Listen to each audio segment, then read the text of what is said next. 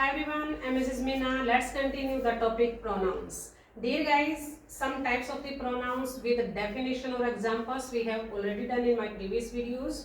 Only 3 types are left which we will do today. And these are interrogative pronouns, relative pronouns or exclamatory pronouns. First of all, we are going to start about interrogative pronouns. Interrogative pronouns. These pronouns are used for asking the question. First, I am writing the definition. These pronouns are used for asking the questions. Means अगर हमें किसी से कोई question पूछना है तो हम pronounce का जो कि हमारे इंटरोगेटिव प्रोनाउंस में आते हैं उनका यूज करेंगे. अब इनमें कौन कौन से आते हैं, जैसे अगर मैं बात करती हूँ हु की, ठीक है, हु से हमारा क्वेश्चन स्टार्ट होता है.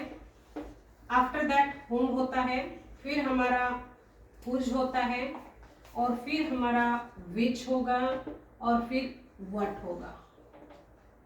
ठीक है, तो ये हमारे इंटरोगेटिव प्रोनाउंस के अंदर आते हैं.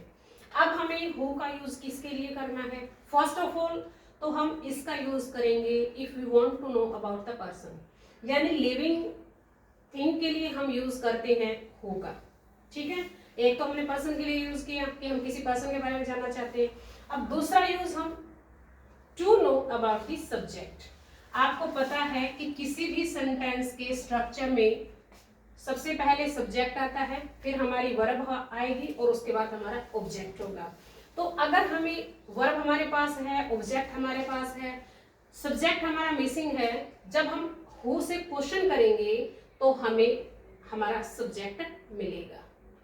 It means for a person और to know about the subject who is used for asking questions.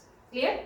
After that whom is used to know about the object.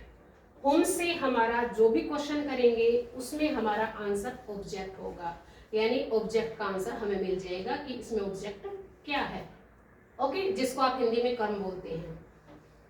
After that whose. Whose का use हम किस लिए करते हैं? To know about the owner. किसी भी चीज का कोई मालिक है, उसके बारे में हमें पता करना है, हमें जानना उसके बारे में, तो हम हुज का यूज करते हैं. अब नेक्स्ट हमारा आता है विच का. विच का यूज हम किस लिए करते हैं? अगर हमारे पास ऑप्शंस हैं, कोई दो विकल्प हैं, उनमें से हमें चूज करना है तो हम विच का यूज करते हैं. ठीक है, और एक हम क्या किस लिए यूज करते हैं विच का? अगर हमें सब्जेक्ट के बारे में पता करना होता है, यहाँ पे भी और यहाँ पे भी. ठीक है, अब व्हाट का यूज जनरली हम क्वेश्चन पूछने के लिए करते हैं, जैसे पर्सन के लिए भी करते हैं और हम किसी ऑब्जेक्ट्स के लिए भी करते हैं, जैसे what is your father, what is your mother, आपके मदर क्या करते हैं, आपके फादर क्या करते हैं. तो इस तरह से जनरल क्वेश्चन करने के लिए हम इन प्रोनाउंस का यूज करते हैं. ठीक है, I think there is no need to give the sentences. Okay, let's see. चलो देख लेते हैं, एग्जाम्पल के थ्रू भी देख लेते हैं. फर्स्ट अगर मैं एग्जाम्पल यूज करती हूँ इंटरोगेटिव में, व्हाट इज योर मदर. ठीक है, आपके जो मदर है वो क्या काम करते हैं. इसमें हम कई बार कंफ्यूज हो जाते हैं, which type of job your mother is doing. तो इस तरह के क्वेश्चन करते हैं तो सिंपल क्वेश्चन है कि व्हाट लगा के आप इसका आंसर आपको मिल जाएगा. अब हु का यूज करते हैं. Who is playing in the room. अरे भाई वो कौन है जो कमरे में खेल रहा है? कोई बच्चा कमरे में खेल रहा है तो हम बोलते हैं the baby is playing in the room.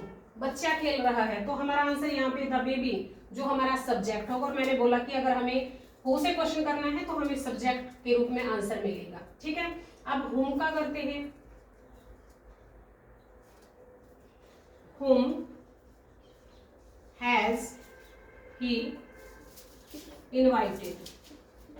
अब हमने होम से क्वेश्चन किया तो उसने किसको इनवाइट किया है? अगर मैं इसका आंसर देती हूँ he has invited his friends, यानी ही तो हमारा सब्जेक्ट है, has हमारी वर्ब है, invited हमारी मेन वर्ब आ जाती है, his friends यानी हमने लास्ट में इसको यूज किया है, तो हमारा, चलो लिख के बता देती हूँ, he has invited his friends। ठीक है, तो हमें आंसर किस चीज का मिला है? हमें ऑब्जेक्ट का पता चला है कि उसने किसको इनवाइट किया है। तो इस तरह से हम क्वेश्चन करेंगे, वो हमारे यूज करेंगे हम इंटेरोगेटिव जो प्रोनाउंस होंगे उनका यूज करेंगे। ठीक है, अब विच का यूज करते हैं। विच का यूज आप कैसे करते हैं? मैंने बोला कि अगर आपके पास ऑप्शंस हैं, जैसे which of these books do you like the most, आपको इन सभी किताबों में से सबसे ज्यादा कौन सी किताब पसंद है। ठीक है, या फिर which is your favourite book, आपकी फेवरेट बुक क्या है, इसमें आपको सब्जेक्ट का आंसर मिलेगा। Clear? I hope this is clear to you. Okay, now see the next. Next we will do relative pronouns. This is also most important. Relative pronouns. Relative pronouns, these are used to add information about the noun. Mentioned already.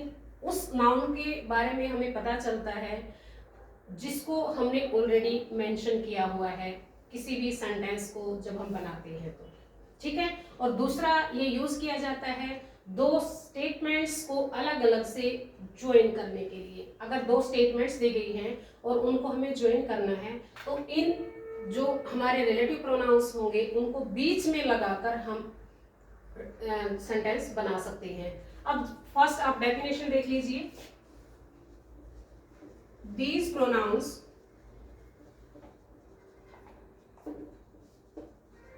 are used to add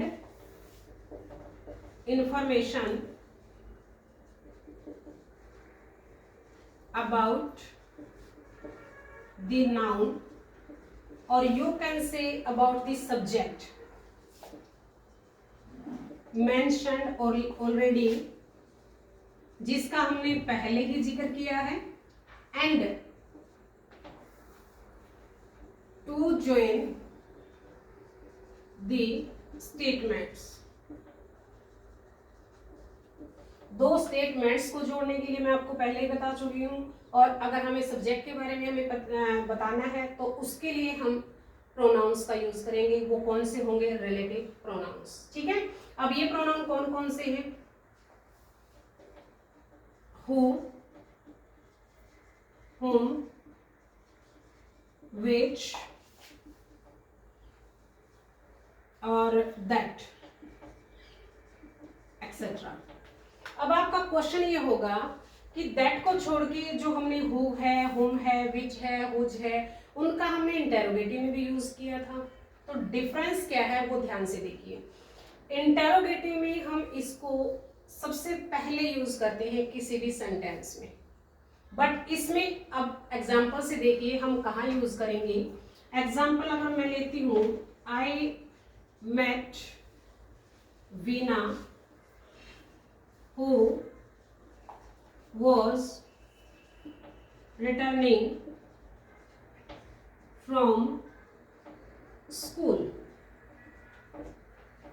अब मैंने वहां एक तो question mark नहीं लगाया, पहले तो आपका ये क्लियर हो जाता है, लास्ट में मैंने फुल स्टॉप का यूज किया।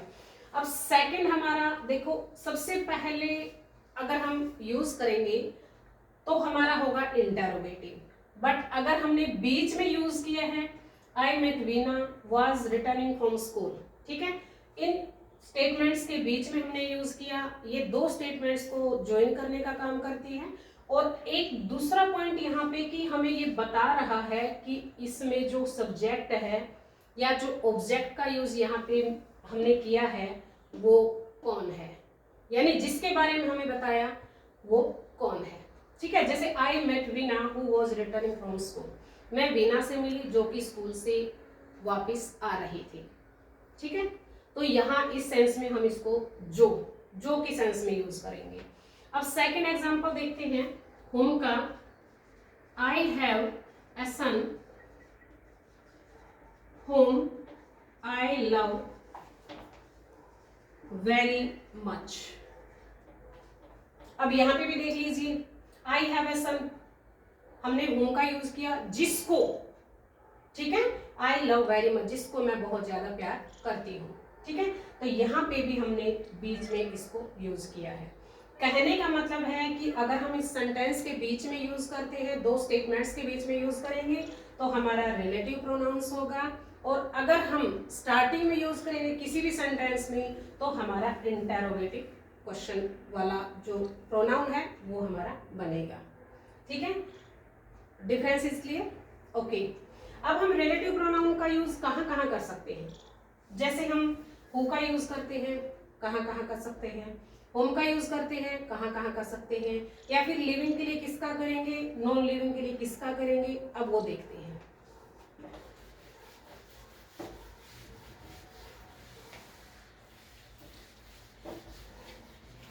जैसे फर्स्ट रूल आप इसमें ले लीजिए जो बहुत इंपॉर्टेंट है, अगर हमारी सुपरलेटिव डिग्री आती है, सुपरलेटिव डिग्री, 3 टाइप्स की डिग्रीज होती हैं। एक तो पॉजिटिव, यानी जब हम एक पर्सन के बारे में बातें कर रहे होते हैं, जनरली हम बातें कर रहे हैं। सेकंड कंपैरेटिव होती है, अगर हम दो के बीच में कंपैरिजन दिखाते हैं। और थर्ड हमारी सुपरलेटिव, यानी अगर मोर देन 2 हैं, 2 से ज्यादा हैं, कितने भी हैं वो, उनके बारे में अगर हम मोस्ट यानी सबसे बेस्ट का अगर हम कंपैरिजन करते हैं तो वो हमारी सुपरलेटिव होती है, ठीक है। तो अगर सुपरलेटिव डिग्री हो तो वहां पे सुपरलेटिव डिग्री में means in superlative degree we will use first, in superlative degree we will use that, not who और which। कि अगर हम किसी पर्सन के बारे में भी बातें कर रहे हैं बट वो सुपरलेटिव ऑलरेडी दी गई है वहां पे, तो हम वहां पे पर्सन के लिए भी, ध्यान से सुनो, पर्सन के लिए भी हम who का यूज नहीं करेंगे। तब हम जैसे कि हम दैट का यूज करते हैं नॉन लिविंग के लिए करते हैं, ठीक है, तो उसी तरह से हम दैट का यूज यहाँ पे करेंगे। एग्जाम्पल से आपको अच्छे से क्लियर होगा। देखिए, mister Mohan is the most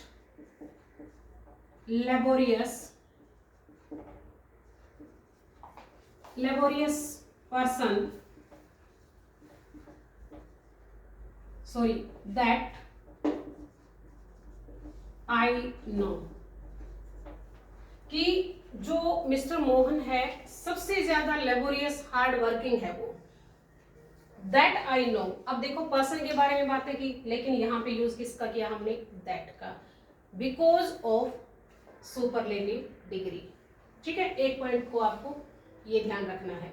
अब दूसरा पॉइंट हमारा आता है, जब कल हमने बात की थी, इससे पहले वाली वीडियो में हमने डिस्कस किया था इनडेफिनिट प्रोनाउन, जिसमें हमने everybody, somebody, anything, something, everything, indefinite pronouns के बारे में बातें की थी, डिस्कस किया था हमने इसके बारे में। तो अगर हमारा इनडेफिनिट प्रोनाउंस आता है तो वहां पे हम पर्सन के लिए जो यूज करते हैं और जो ऑब्जेक्ट्स के लिए यूज करते हैं उनके लिए हम किस तरह के प्रोनाउन का यूज करेंगे, हु का या फिर दैट का, देखते हैं। For indefinite person, for indefinite pronouns such as everyone, someone, etc. Means जो कि हम पर्सन के लिए यूज करते हैं, एवरीवन है, समवन है, एनीवन, नो वन, इनके लिए अगर हम यूज करेंगे देन यूज हु और दैट, तब आप हु या दैट दोनों में से किसी का भी यूज कर सकते हैं।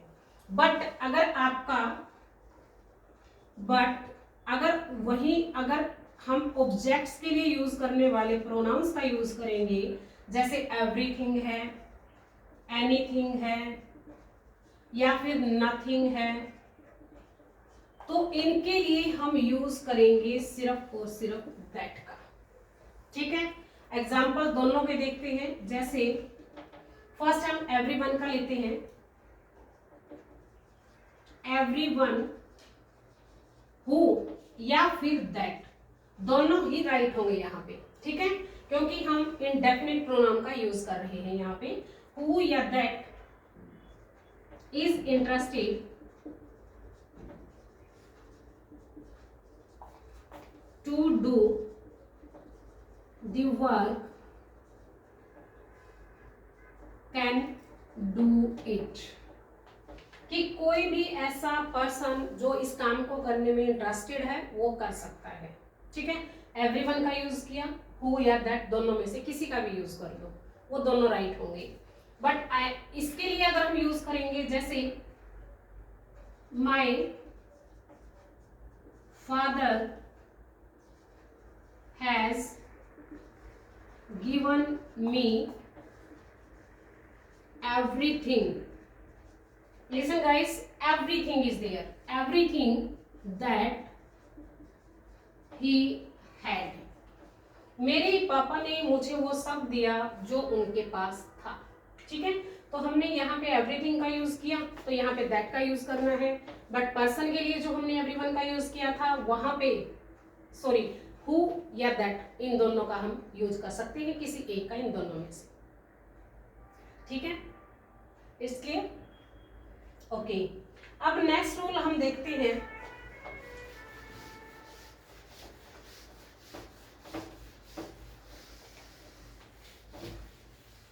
गाइज ये आपका रिलेटिव प्रोनाउंस के बारे में था। अब नेक्स्ट हम देखते हैं एक्सक्लेमेटरी प्रोनाउन। थर्ड हमारा exclamatory pronouns. Exclamatory, which will express the sense of surprise. It means these pronouns are used to express the sense of surprise. ठीक है, एक्सक्लेमेटरी मार्क आपने देखा है, ये वाला जो हमारा मार्क होता है, इन वर्ड्स के बाद हम इसको यूज करते हैं। जैसे एग्जांपल लेते हैं, what you don't know Sonia Gandhi. क्या तुम्हें सोनिया गांधी का नहीं पता कि सोनिया गांधी कौन है? तो वो सरप्राइज हुई, क्योंकि उनको तो सभी जानते हैं। तो इस तरह के सेंटेंसेस में जब हम व्हाट का यूज करते हैं, ठीक है, तो उसके बाद हम एक्सक्लेमेटरी साइन लगाते हैं, तो ये हमारा होगा exclamatory pronouns. So guys, today our pronoun chapter is completed. If you have any doubt, then write in comment box. And if you want to watch my previous videos, then visit the link and subscribe my channel. Thanks for watching.